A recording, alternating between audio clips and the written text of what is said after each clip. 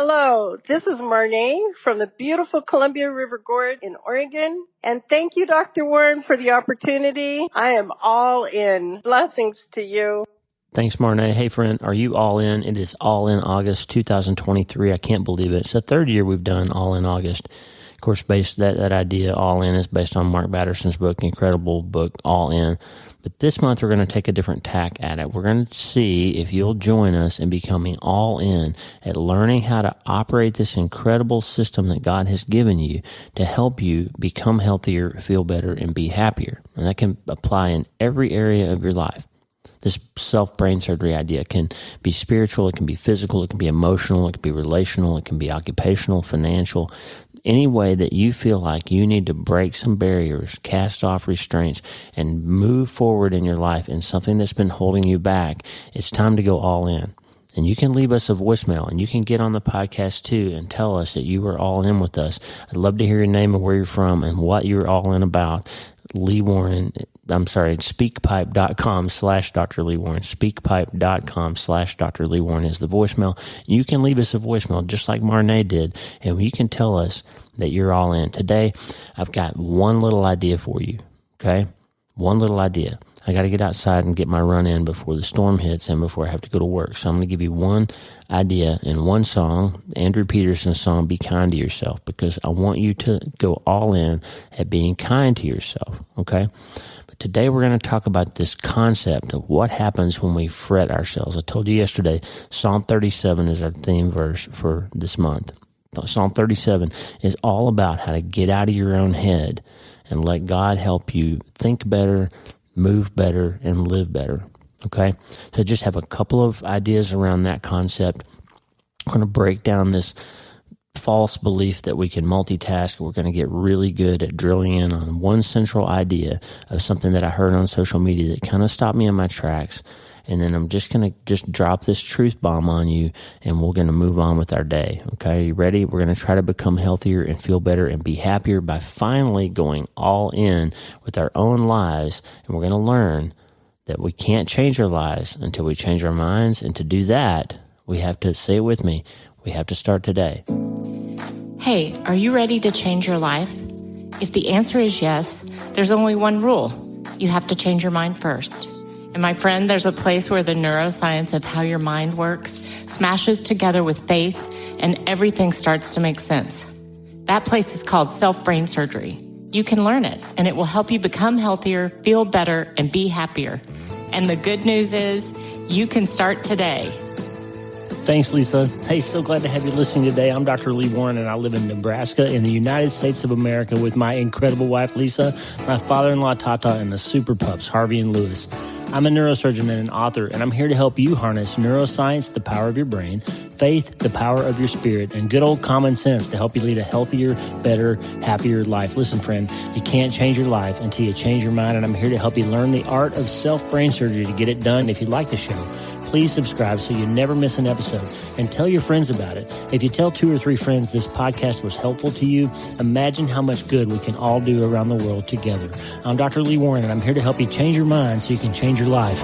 Let's get after it. All right, so I was on Instagram the other day, and I saw a post, and I can't for the life of me remember who posted this. I didn't save it for some reason. I wasn't thinking at the time of making this a podcast, but it stuck with me, this idea. I mentioned it to Lisa, but I didn't save the post. So if you happen to follow some of the same accounts that I do on Instagram, and if you're not following me, by the way, at Dr. Lee Warren on Instagram, at Dr. Lee Warren on Instagram and Twitter, and it's just Lee Warren on Facebook.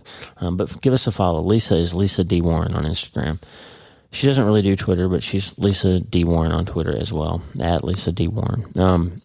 Anyway, I saw this post, and it stuck in my head, and I can't stop thinking about it. And here's what he said, or she, whoever posted it.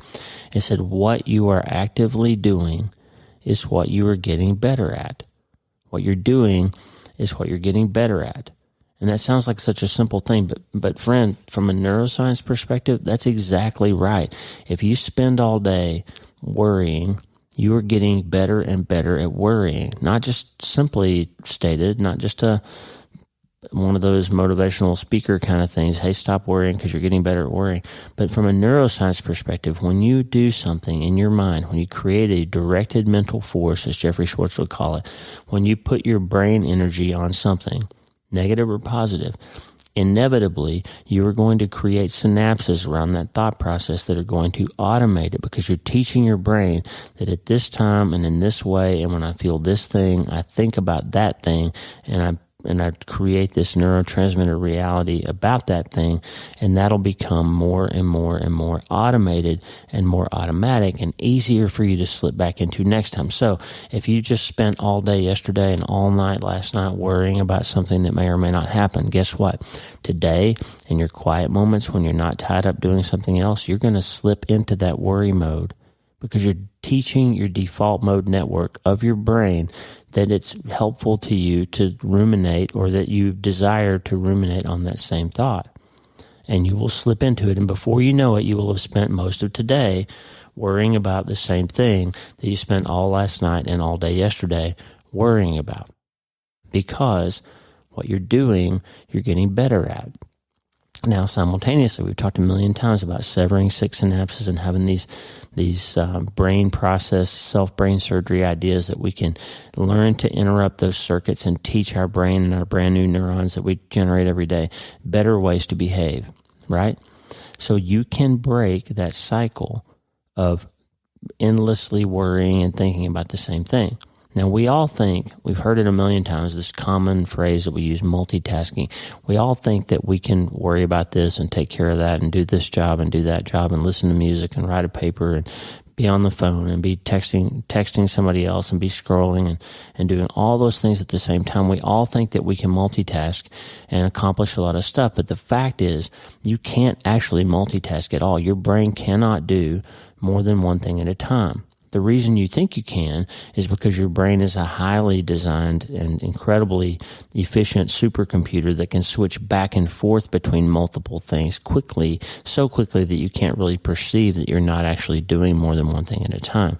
But what happens is the more processes, just like the computer, right? The number of tabs that you have open on your browser will eventually begin to degrade the performance of the machine so that it's not performing as efficiently and effectively as it should, because you're asking too much of it. And your brain is exactly the same way. The more processes you attempt to run at the same time, the less efficiently you will run any of those singular processes. So if you're spending all day stewing and worrying about something and trying to be a good husband or wife or father or mother or grandparent or friend or employee, and trying to scroll through Instagram so you don't feel so bad all the time, and trying to X, Y, or Z, guess what? You're not going to accomplish any of those things very well. Okay? That's why Jesus said it plainly in the Sermon on the Mount. Do not worry about tomorrow. Tomorrow's got enough trouble of its own. Don't worry about what you're going to eat or drink. Don't worry.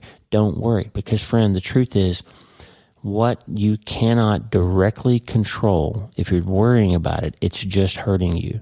It is not helping you. It will not solve the problem. You already know this, by the way, because in your life, how many times you've spent an entire night worrying about something that you actually influenced the ultimate outcome of it by the mental energy that you spent worrying?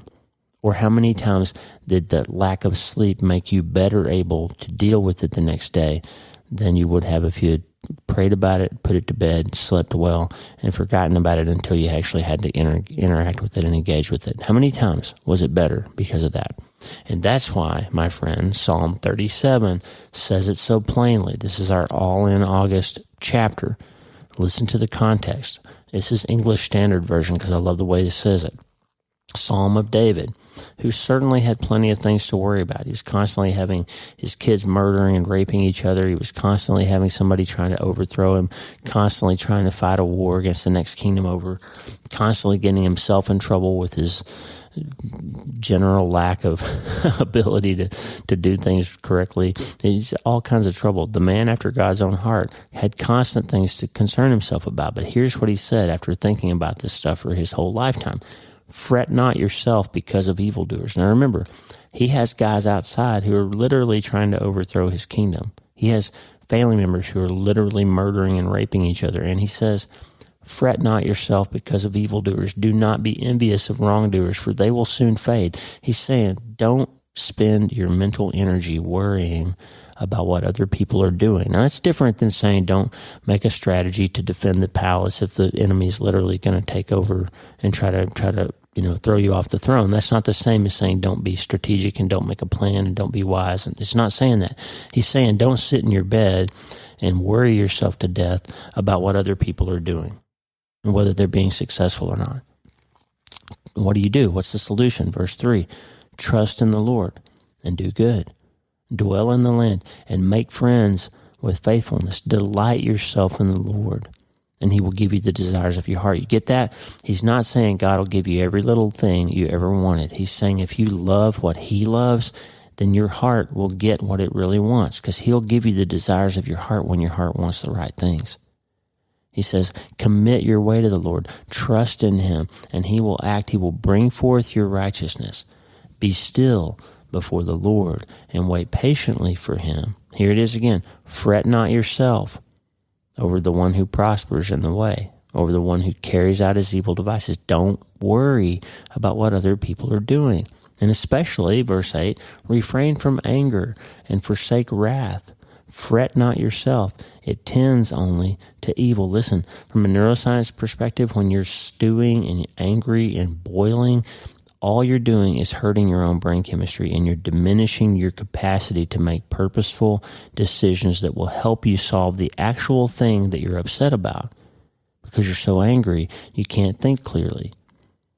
And here's what he says, fret not yourself, it tends only to evil. How many times in your life have you had a good solution to something by spending hours and hours being boiling angry about it? How many times have you come to the answer that would ultimately lead you to peace and being happy again by being super angry and giving into that and going down in this hole of murderous, boiling anger? It tends towards evil, right? It leads to blow-ups, it leads to cussing, it leads to throwing things at each other, it leads to sleeping on the couch, it leads to sometimes divorce or alcoholism or abuse or throwing a punch when you didn't want to or putting your hand through a wall. This anger and stewing tends only, David says, towards evil, right? And he's the guy that got the spear chucked at him by Saul. Like, he knows what happens when you sit and ruminate about how mad you are at somebody else. It doesn't generally help you in any meaningful way. And you certainly can't be harboring that thought and praying for someone or doing something good or thinking good thoughts or being in communion with the Holy Spirit while you're down in that hole, right? Because what you're doing, you're getting better at. So if you're spending time in that hole, you're getting better at finding your way into that hole. Now, that's a long preamble to this concept, but I just wanted to remind you what Psalm 37 is all about. Refrain from anger, forsake wrath, fret not yourself. It tends only to evil, okay? The rest of that chapter goes into all this stuff about what's going to happen, what God's going to do, and God's going to take care of it. He's going to handle it, so you don't have to worry about it. The Lord delivers them. The Lord helps them. He delivers them from the wicked and saves them. So don't worry about it. Let God handle it. He's going to take care of it, right? That's what Psalm 37, my friend, is all about. Now, I want to tell you, there's another chapter, Psalm 126. This one's the one for those of you who are going through or have recently been through the massive thing. My new book, Hope is the First Dose, talks about the massive thing, these traumas and tragedies and trials and temptations and hard things that we go through in our lives, these loss of dreams and these deaths of things that we've long hoped for, or these, 10 years ago my son died. That was our massive thing, our first massive thing. But there's always something. And when you have them, Psalm 126 gives us a little nugget of wisdom that turns out to be incredibly important. He starts by talking about this bad thing that's happened to them. When the Lord restored the fortunes of Zion, we were like those who dreamed. Our mouths were filled with laughter. Our tongues were filled with songs of joy. So they've been in a bad situation and God brought them out, right? And here's what happened. Restore our fortunes, O Lord, like streams in the Negev. Verse 4. So he's saying, hey, we were in this bad situation and you brought us out, and here's what we learned. In verse 5, those who sow with tears will reap with songs of joy. Those who go out weeping, carrying seeds to sow, will return with songs of joy, carrying sheaves with them. What in the world is he talking about? Well, let me tell you. A few weeks after Mitch died, we came to this realization that we were going to have to go back to work, and we did not feel like it. We were crying. We were devastated. We were lost. We didn't know what was going to happen. We were not in a good place. I certainly didn't feel like being a doctor for somebody else. I needed a doctor for me and my broken heart and my broken teeth and my shingles and my sore shoulder and my gray hair. I needed a doctor, somebody to help me, but it was time to go back to work. And we did it. We said our 10 employees deserved not to be laid off. Our patients deserve to be taken care of. Our referring physicians deserve to have a neurosurgeon help them with their patients who are suffering and struggling. And we have to go back to work. We are in a reality where it's time to go, and we were not ready. So we saw that as sowing with tears. We went out and we planted those fields and did the work and did the stuff we had to do to keep our business afloat. And guess what happened? A year or so later, we just sort of slowly realized that we'd made it through this difficult season, and we kept our business afloat, and God blessed us. He brought patients. He kept referring doctors calling us. He kept us. We never missed payroll. We didn't have to lay anybody off. We were able to keep our business going, and we didn't lose everything, but we could have. And when we realized that, it gave us this incredible peace and joy that God had been faithful to us. It was true that he was close to us when we were brokenhearted, like Psalm 34:18 says. It was true. He kept his promise that if we would go out and sow those seeds, even while we were suffering and even while we had tears in our eyes, that we would eventually be able to reap that harvest of, thank God we stayed alive. We didn't starve. We didn't lose our house. We didn't drink ourselves to death. We didn't get divorced. We didn't lose our business. We didn't have to lay off our employees. We didn't have to send patients to another doctor. We made it through, and that created joy mixed in with the sorrow and sadness that we will always feel over losing our son. Now, I want to give you a thought. Our friend Jerry Deaver, the farmer who works the field across in our property across the way from our house and then across the driveway in Mrs. Craftsman's field, Jerry and his crew, his dad and all of his folks, work that field. And they plant alfalfa and they plant sorghum and they plant wheat and they do all kinds of things to create a crop that provides food for people and animals and hay, and they take care of lots of people because of working these fields. Well, let me just tell you this. Jerry, I know he's talked about this, he lost his first wife to glioblastoma as a young man. She was a young woman. And I know there came a time, and Jerry, I'm sorry if I'm sharing too much of your story here, but there came a time when he had to go back to work and get on that tractor and get back after it, just like we did after we lost our son. But here's a metaphor I want to give you. What if Jerry had sowed his seeds of tears? What if he got in the tractor while he was weeping and he just planted a field and he drove to the next field and planted that field in sorrow and drove to the next field and planted that field in sorrow and drove to the next field and planted that field in sorrow? What if he just kept planting while weeping and kept planting for the rest of his life? Well, what would happen? He would just drive all around Nebraska planting. Well, there would come a time when the crops behind him started to grow, right? And the fields that he had planted would come to full readiness, and he wouldn't be there to harvest them. They would go to seed, and they would eventually just fall over and die and become compost in those fields, and the crop would be wasted, and it wouldn't benefit anybody except some of the passing birds, right? And he would have failed to reap the harvest that could have brought joy and could have brought success, and all he's doing is driving around the fields planting in sorrow. And friend, that can happen to you if you're not careful after the massive thing. There are people, in fact, there are whole platforms on the internet, and there are whole support groups full of people, and we know some of these people, and you do too, who they have this massive thing happen to them, and that becomes the only thing they can see or do for the rest of their life. They plant in sorrow for the rest of their life, and they never come back to harvest the field. And that doesn't make sense, does it? God is telling you that sometimes you have to get up when you don't feel like it, and you have to get after it again, even though you're still crying, because there will come a time when he will turn that into a crop that you can harvest and use for yourself and for the benefit of other people again in your life. Friend, what you are doing, you are getting better at. So if you are sowing in sorrow and you don't ever switch to harvesting in joy, then you're going to get really, really good at being a person who is a professional sufferer. And that sounds, I'm not beating you up. I'm just telling you how easy it is to let that happen.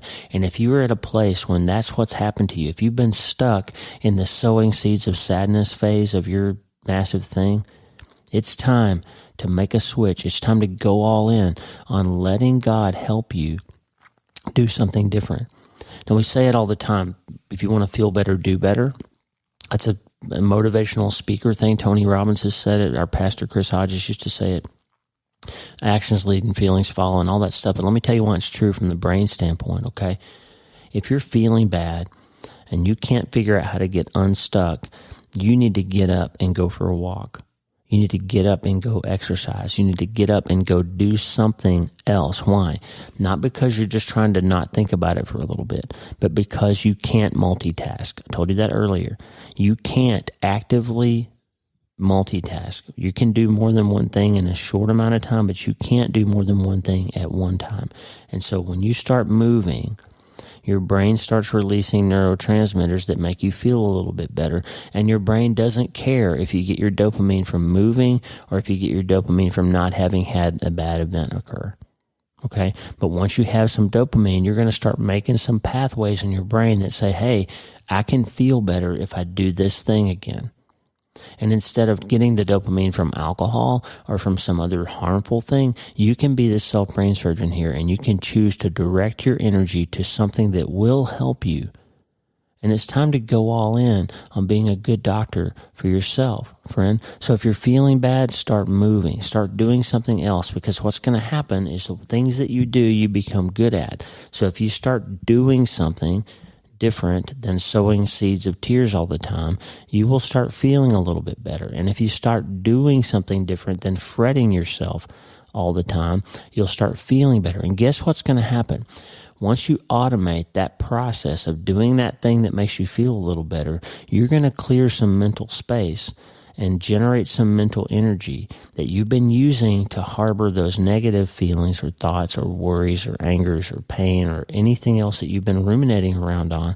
You're going to free up a little bit of room, and you will be able to direct that neuroplasticity and create a better direction to spend that energy. The one thing that we get from Psalm 46, I never saw this in my whole life until last week. I was on the tractor and I was listening to the audiobook of Susie Larson's book called Fully Alive, which I cannot recommend highly enough. It's from a few years ago, and it's about learning how to flourish even when you're in a season of pain or even when you've gone through something hard. How to next level your life by coming fully alive. And Susie talked about, she's going to come on the podcast, by the way, August 18th. I'm interviewing her to talk about her new book. And September 1st, she's going to come on and we're going to talk about neuroscience and her book, Fully Alive, and how it meshes with my book, Hope is the First Dose, and all that. So you get 2 doses of Susie Larson coming up. But she talked about Psalm 46, when God says, be still and know that I am God. Psalm 46:10, we quote that verse all the time. It was mentioned again in Psalm 37, this idea of be still and know that I'm God. And when we hear that, we almost always hear it in this kind of voice. Hey, Lisa. Hey, Lola. Hey, Dennis. Hey, Lee. Hey, Brian. Hey, Charles. Be still and know that I'm God. I've got you. Give me a hug. Come on, come in here and be still. That's how we hear it. But you look at the context of Psalm 46, Susie Larson said this, and it stopped me in my tracks, literally stopped the tractor and rewound it so I could hear it again. The context here is not God with his arm around you, with you sitting in his lap, with him holding on to you, saying, calm down, I've got you, I love you, it's all sweet and wonderful. No, God is in the midst of something mighty here. starts with verse 1. God is our refuge and strength, our ever-present help in times of trouble. We will not fear, though the earth give way, and the mountains fall in the heart of the sea, and the waters roar and foam, and the mountains quake with their surging. He's in the middle of this cataclysmic event. God, verse 6, nations are in uproar, kingdoms are falling. He lifts his voice and the earth melts. God is shouting in the midst of this cataclysmic apocalyptic event. Kingdoms are falling, nations are in uproar, you're terrified, and everything is happening. There's war going on. And it says down in verse 9, God makes the war cease to the ends of the earth. He breaks the bow and shatters the spear. He burns the shields with fire. And that's when, in verse 10, he says, be still and know that I am God. Listen, this is not the soft voice of God with his arm around you saying, hey, honey, hey, buddy, calm down. It's going to be okay. Like I used to talk to Mitch when he was stressed, or my kids, hey, buddy, it's going to be okay. Just calm down. It's going to be all right. That's not what's happening here. The war is happening. The earth is shattering. The fires are happening. God grabs the bow out of your hand and snaps it. He shatters your weapon. He burns your shield up with fire, and he thunders. His voice booms and quakes and grabs the attention of the universe and brings the war to a stop like a screech of the record. And he says, be still and know that I am God. He's yelling. This raises the hair on my arms to think this. When you are fretting yourself, you are directing your mental energy into a hole, and a storm gets louder and louder and louder in your head until that's all you can hear and it's all you can see. And you don't need somebody to come alongside and pat you on the back and tell you to calm down and it's going to be okay. You need God to grab that neurotransmitter storm and part those waters and shatter that shield that you're putting up over every other voice that can come in and try to help you. And you need him to tell you to knock it off and be still and know that he is God, because you have no other hope for finding your way forward than him showing you the path. If you delight yourself in him, he will give you the desires of your heart. If you fret not yourself, it will stop tending towards evil, and it will start becoming a path for you to climb back up towards the light again. Because Psalm 46:11, the Lord Almighty is with us. The God of Jacob is our fortress. Friend, you need to stop sowing in tears at some point. It's fine. It's appropriate. When it's time to sow, it's time to sow. When it's time to plant, Jerry's got to get on the tractor and get after it. And when it's time for you to move, even when you're still weeping, that's okay. But there has to come a point when you switch implements on the back of your tractor and you start harvesting again, when you stop going down the hole of terror and you start letting him help you be still and know that he is God again, when you stop fretting yourself, when you stop letting the voices overtake you, that's when you can start being good at something else. So the question is, you know you can't multitask. So you know you can't live with these two realities anymore, and it's time to go all in on helping yourself become healthier and feel better and be happier. And it's time to be kind to yourself, friend. It's time to break the chain of fretting yourself. It's time to break the chain of sowing in sadness. It's time to start reaping with joy, and that's what we're going to figure out in All in August. Andrew Peterson's song, Be Kind to Yourself, is going to take us out. It's a great song about just learning how to know that it's okay to be kind to yourself because your Father loves you. Listen, friend, you can't change your life until you change your mind. I want to hear from you if you're all in. I hope this was helpful. I'd love to hear from you today to tell me if this was helpful or not. This 28 minutes and 39 seconds we've been talking about this together. So, love you. We're with you. We're hopeful that God will break through for you this month, that you'll finally go all in. I hope that you're reading my book, Hope is the First Dose. There's a Bible study on YouVersion 5 days you can get. And I'd love to hear from you if the book is helpful. I would love to hear your feedback, to hear how you're changing your mind and changing your life through the power of self-brain surgery. And I hope, my friend, that you're ready to start today.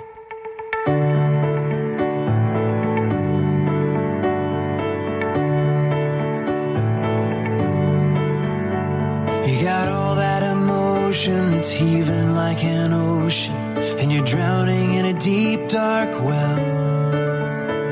I can hear it in your voice that if you only had a choice, you would rather be anyone else.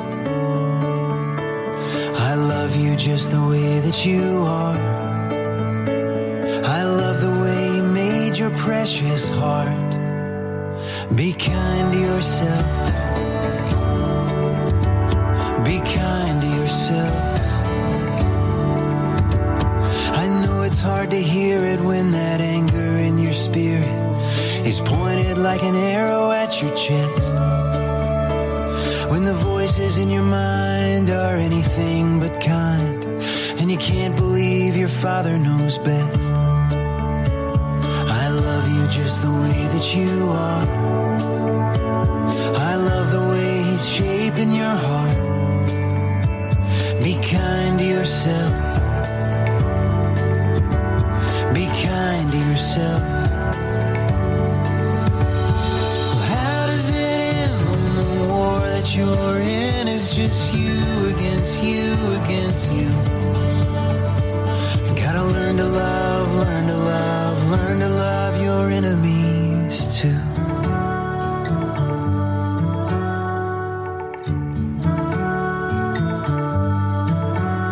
You can't expect to be perfect. It's a fight you gotta forfeit. You belong to me, whatever you do. So lay down your weapon, darling, take a deep breath and believe that I love you. Be kind to yourself. Be kind to yourself. Be kind to yourself.